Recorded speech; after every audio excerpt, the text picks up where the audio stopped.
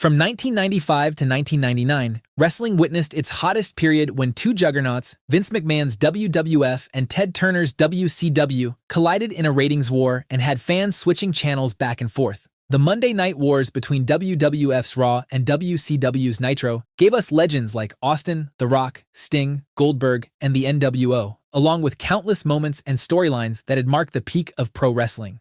From the debut of Monday Night Raw to the final episode of Nitro, from the NWO's wild antics to Austin versus McMahon, this is the complete story of wrestling's hottest era, the Monday Night Wars. Long before Nitro and Raw ever went head-to-head, Vince McMahon and the promotion that would later become WCW were already at odds. Back in the early 80s, Vince inherited the WWF from his father and immediately broke the unwritten rules of the wrestling business. Instead of respecting territory lines like every promoter before him, he began expanding the WWF across the entire country by buying up TV time slots and signing away talent from regional promotions that had operated peacefully for decades. One of his early targets was a promotion airing on the powerful WTBS superstation, Georgia Championship Wrestling. Vince bought his way into their TV slot in 1984 and used it to air WWF matches instead. That move backfired in the ratings, but it planted the seed for a rivalry that would define professional wrestling for the next 20 years. Georgia Championship Wrestling eventually became Jim Crockett Promotions, and by the mid-80s, the JCP was the only regional operation still strong enough to compete with Vince on a national level. But keeping up with WWF's expansion was expensive, and Crockett's company slowly bled money. By 1988, Jim Crockett had no choice but to sell. The billionaire owner of TBS, Ted Turner, stepped in and bought the company, renaming it World Championship Wrestling. However, there was a problem. Turner didn't know much about the wrestling business itself, and neither did the other executives working at TBS. Guys like Jim Herd, a former Pizza Hut manager with zero wrestling background, were handed control of WCW's creative direction. Herd clashed constantly with the promotion's biggest star, Ric Flair, over pay and booking decisions, even reportedly pitching Flair a gladiator gimmick at one point. The tension boiled over in 1991 when Flair, unhappy with how he was being treated and how much he was being paid, left WCW for the WWF, taking the company's actual world title belt with him out of spite. Losing Flair was a devastating blow to WCW's credibility and made it clear the promotion was being mismanaged from the top down. But while WCW struggled to find direction under a rotating cast of TV executives who didn't understand the product, Vince McMahon's WWF kept thriving after the introduction of WrestleMania, boasting a roster loaded with stars like Hulk Hogan, Randy Savage, and The Ultimate Warrior. In January 1993, Vince launched a live weekly show named Monday Night Raw. Raw gave fans real matches and real stories every single week instead of taped segments, and it set the template that every wrestling show since has tried to follow. For a couple of years, it looked like the WWF had no real competition left. WCW was still on national television thanks to Turner's money, but creatively and competitively, it was miles behind. Nobody watching in 1993 could have predicted that within just a few years, this same struggling promotion would almost put Vince McMahon out of business. The turning point for WCW came not in the form of a major match or segment, but an announcer who thought he could run the company better than the people in charge. Eric Bischoff had been hired as a broadcaster to sit behind the announce desk and call WCW matches. But when the company's leadership kept failing and openings kept appearing at the top, Bischoff pushed his way up the ladder.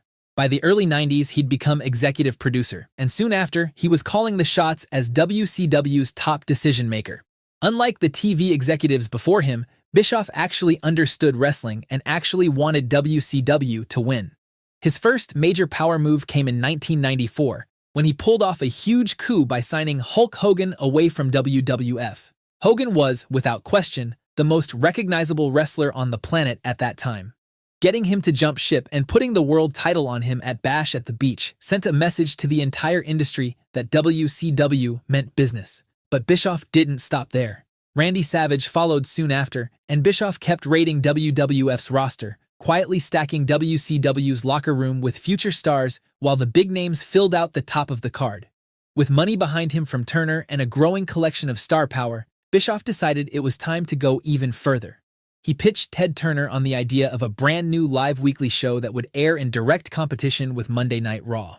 Turner, who had always liked wrestling and always liked making money, gave him the green light.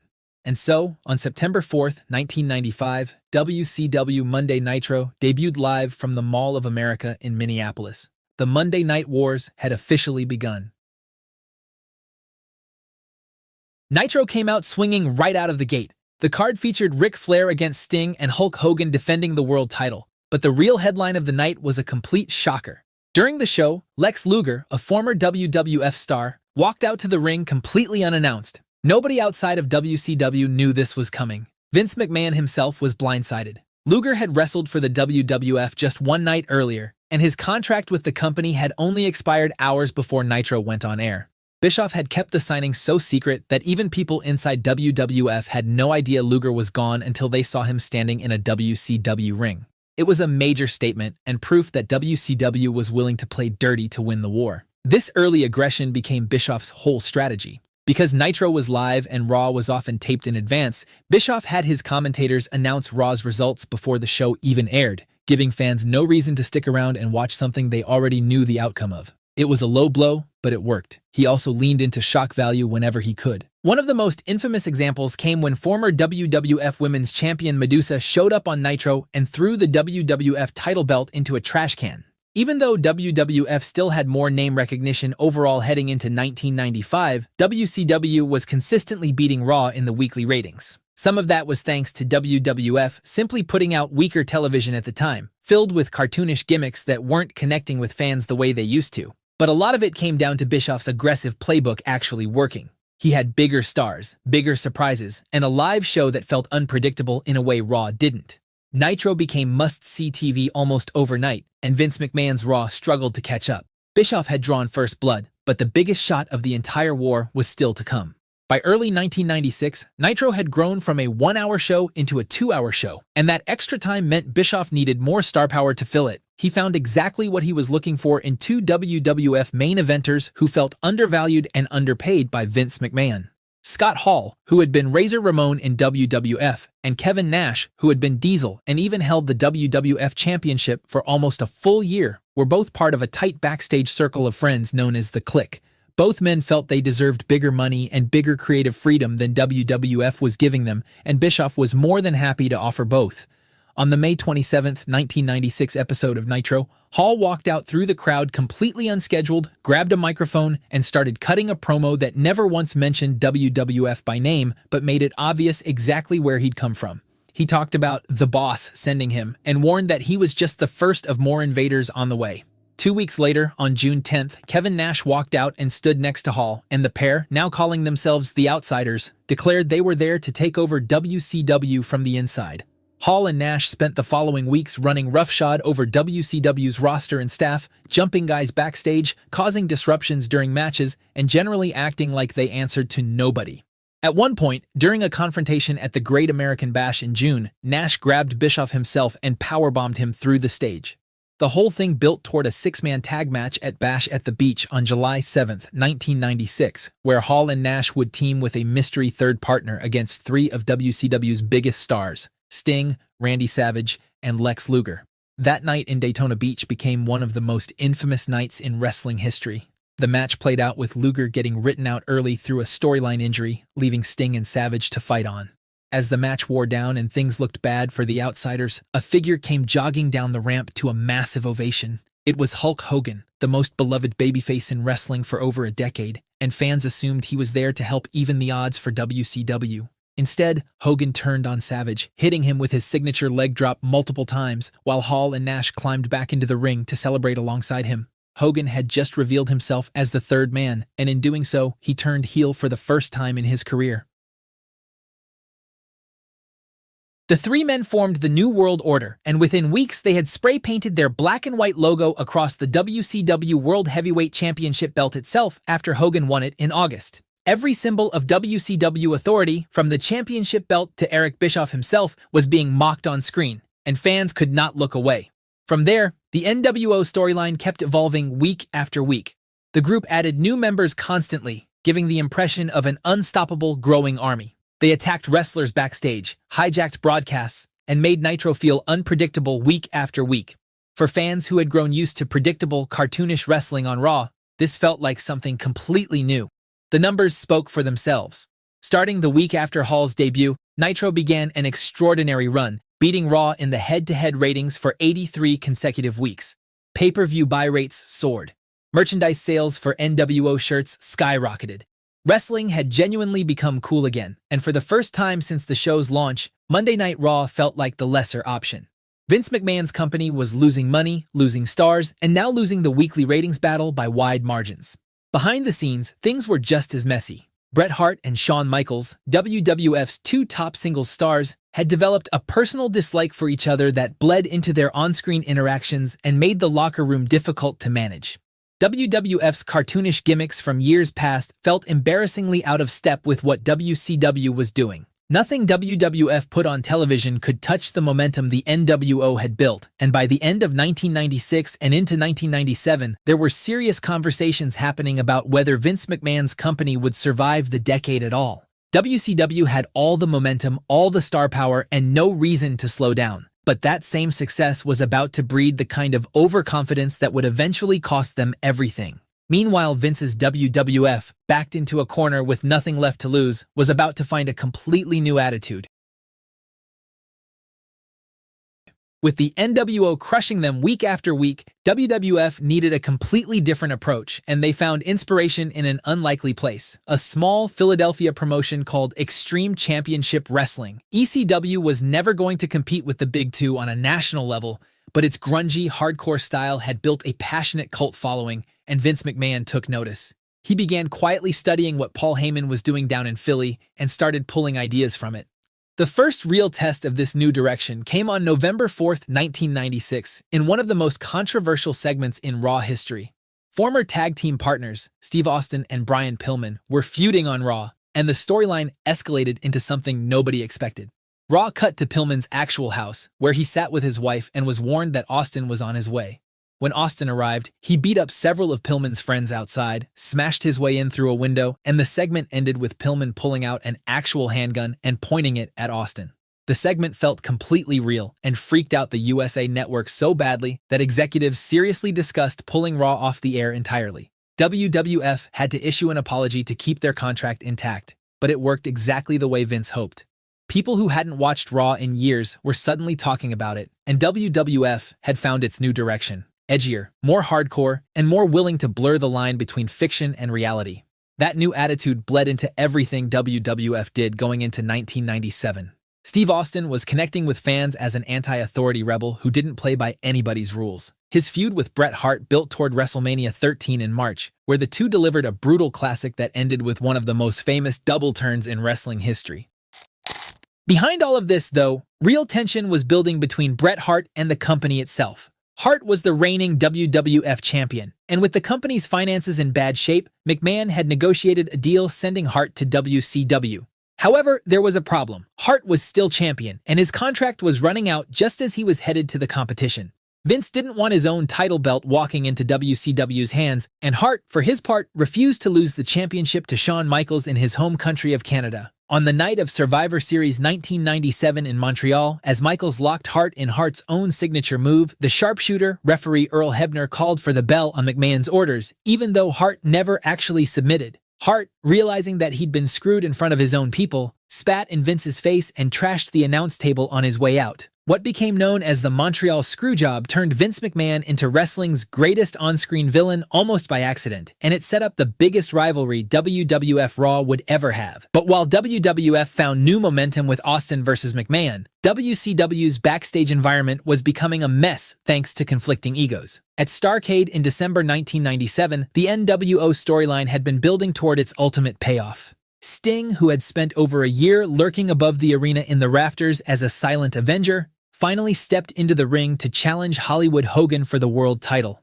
It was supposed to be the culmination of the entire angle, with the Vigilante winning the title for the company and putting the NWO out of power. Instead, referee Nick Patrick's planned fast count came out looking like a normal count, handing Hogan a clean win that made no sense given the story.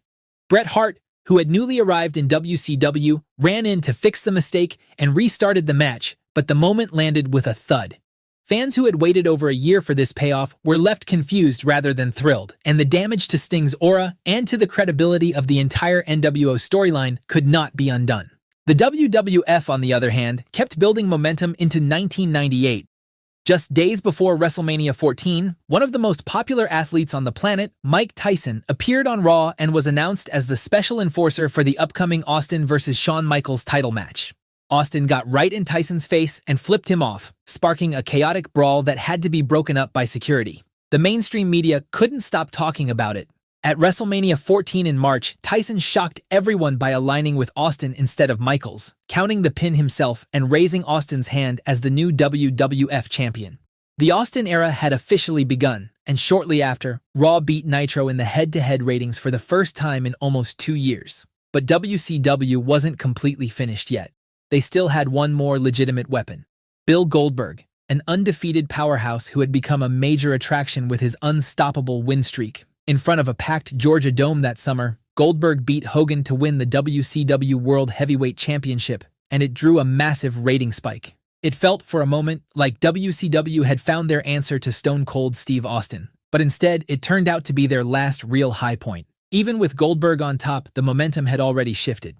WWF's television was getting sharper every week, and its stars like Austin, The Rock, Kane, and The Undertaker were becoming household names.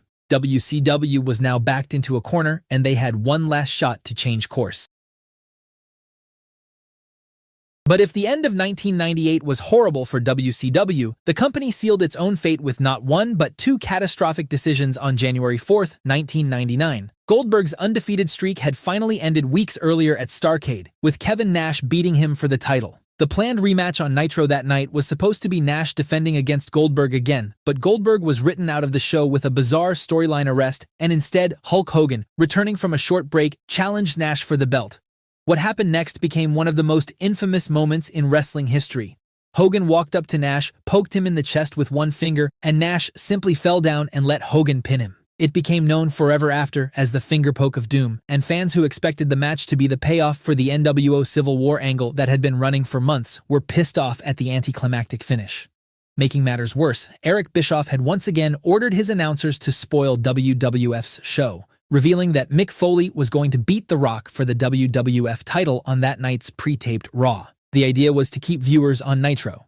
Instead, hundreds of thousands of fans flipped over to watch Foley's emotional title win, while Nitro was busy delivering the laziest finish in its history. Raw beat Nitro in the ratings that night, and they never looked back. From there, WWF only pulled further ahead. Foley's win over The Rock kicked off a new phase of the Attitude Era. The rivalry between Steve Austin and Vince McMahon kept escalating, with McMahon forming a faction called the Corporation to try to control Austin. The Rock turned heel and joined forces with the Corporation, cutting some of the sharpest promos of the era and becoming a mainstream attraction. Mankind's unpredictable, hardcore style made him a fan favorite, and stars like Triple H, The Undertaker, and Kane rounded out a roster deeper and more compelling than anything WCW could put together at the time. Behind the scenes at WCW, things were falling apart. The promotion's biggest stars like Hogan and Flair had negotiated contracts that gave them booking power over their own storylines and match outcomes. That meant the same wrestlers who were supposed to be putting over the next generation were instead steering the direction of the show for their own benefit. Younger stars like Chris Jericho, Eddie Guerrero, and Rey Mysterio were stuck in the mid-card, while the same handful of names like Hogan and Nash kept cycling through main event spots. Financial problems grew alongside the creative ones, with massive, often bloated contracts weighing the company down. Eric Bischoff, who had been the driving force behind WCW's rise, was pushed out of power in September 1999 as new Turner executives began looking for a new direction. That new direction arrived in October 1999, when WCW pulled off a move meant to mirror what Bischoff had done back in 1996. This time, instead of signing wrestlers, WCW lured away the two men widely credited with shaping WWF's most successful creative period: head writers Vince Russo and Ed Ferrara. The hope was that Russo could bring the same edgy, unpredictable style to WCW that had helped power WWF's comeback. Instead, without Vince McMahon there to filter his wildest ideas, Russo's booking spiraled into chaos. Championships changed hands constantly for shock value rather than storyline logic. Longtime veterans were mocked and buried on television. And in one of the most infamous decisions in wrestling history, Russo booked actor David Arquette, who had no wrestling background at all, to win the WCW World Heavyweight Championship as a publicity stunt tied to a movie he was promoting.